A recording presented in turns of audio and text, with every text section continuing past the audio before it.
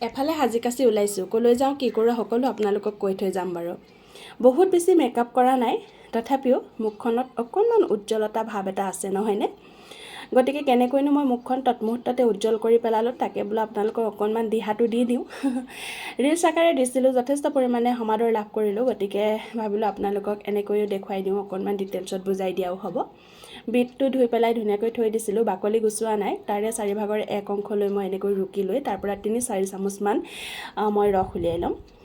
তাৰপিছতে বিটৰ ৰসৰ লগত আৰু কেইটামান বস্তু লগ কৰি দিম। আৰু আপোনালোকেও যদি তেনেকৈ লগায়, ৰাতিটোৰ ভিতৰতে আপোনাৰ মুখখনৰ উজ্জ্বলতা ঘূৰি অহাৰ লগতে আপোনাক বহুত কম বয়সীয়া যেন দেখা যাব, আৰু লগতে আপোনাৰ মুখৰ বিভিন্ন সমস্যা যেনে গুটি উঠা, বিভিন্ন দাগ, সেইবোৰো নাইকিয়া হৈ যাব। বিটৰ ৰসখিনিত মই দিছোঁ পিঠাগুড়ি 1 চামুচ মৌজোল, আৰু লগতে দিছোঁ এয়া ভিটামিন কেপচুল। যদি আপোনাৰ ওচৰত ভিটামিন কেপচুল নাই, তেতিয়াহ'লে আপুনি 2 টোপাল নাৰিকল তেল নাইবা বেবী অইল দি দিলেও হ'ব।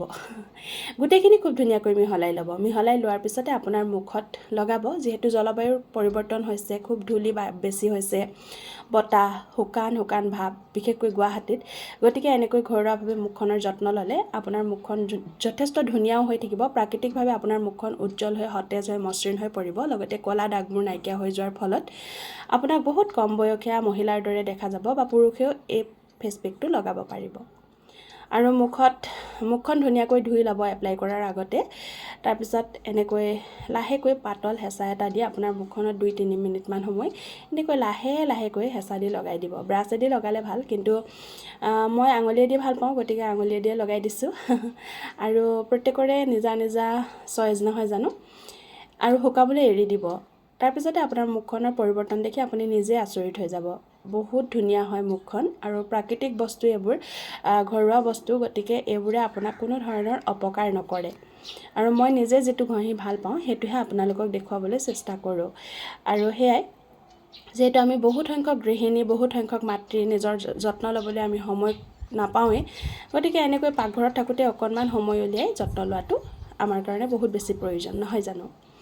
এতিয়া ওলাই মেলি ল'লোঁ, এয়া মুনুকো উলিয়াই ল'লোঁ। মুনু আকৌ আজি তেল ঘঁহি টোপ গৈ পালোগৈ এয়া জুৰিয়াহঁতৰ ৰাস্তা। সিহঁতৰ ৰাস্তাটো খুব ধুনীয়াকৈ সজাইছে, যিহেতু ঈদ, আমি ঈদ খাবলৈ আহিছোঁ, ঈদৰ নিমন্ত্ৰণ আছিল আমাৰ, গতিকে আহি আছোঁ, ভিডিঅ' কৰি আহি আছোঁ, আৰু ৰাস্তাটো ইমান ধুনীয়াকৈ সজাইছে।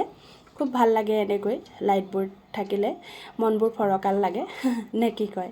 আৰু ঈদ আহি পোৱাৰ লগে লগে আমাৰ বিহু প্ৰায় সমাগতয়ে নহয় জানো, গতিকে মনটো উগুল থুগুল। আপোনালোকেও বাৰু বিহুলৈ যোগাৰ হৈছেনে? সিহঁতৰ ঘৰ আহি পাই পেলাই মুনুৰ উৎপাত আৰম্ভ হ'ল, আৰু বাবলি, মাহীত গোটেইখিনিকে লগ পালোঁ। তাৰপিছত এয়া বাবলিৰ নাচ আৰম্ভ হ'ল। আমি প্ৰথমতে চাহ খাই ল'লোঁ, চাহ, ক'ল্ড ড্ৰিংকছ, বহুত কিবা কিবি সিহঁতি খুৱাই ঈদত, কাৰণ আপোনালোকে জানেই মই বহুত বেছি নকওঁ, ঈদত বহুত মানুহে বহুত ভাগে খুৱায়। দুৰ্ভাগ্যবশতঃ মই তাইৰ নচা গানটো মই দিব পৰা নাই, কপিৰাইট লাগি গৈছে, গতিকে দিয়া নাই। আৰু এয়া চাওক, খাই বৈ বহি আছোঁ। বহুত সময় বহি থকাৰ পিছত, কথা বাৰ্তা হোৱাৰ পিছত ফটো চটো মাৰিলোঁ। তাৰপিছতে আমি আকৌ এবাৰ খাবলৈ গ'লোঁ। এবাৰ ধুনীয়াকৈ ডিনাৰটো কৰি আহিম বুলি বহিলোঁ। আৰু ডিনাৰত আছিল পোলাও, তাৰপিছতে চিকেন ৰ'ষ্ট, আৰু লগতে আছিল চিকেন গ্ৰেভি, লগতে আছিল পায়স, বহুত কিবা কিবি সিহঁতি খুব ধুনীয়াকৈ খুৱায়। এই আপাহঁতে, ভাইজান আৰু জুৰিয়ালৈ, লগতে সিহঁতৰ সমূহ পৰিয়াললৈ ঈদৰ শেহতীয়াকৈ শুভেচ্ছা জ্ঞাপন কৰিলোঁ। ভগৱানে সিহঁতক প্ৰতিটো সুখেই দিয়ক। আজিলৈ ইমানে, ধন্যবাদ।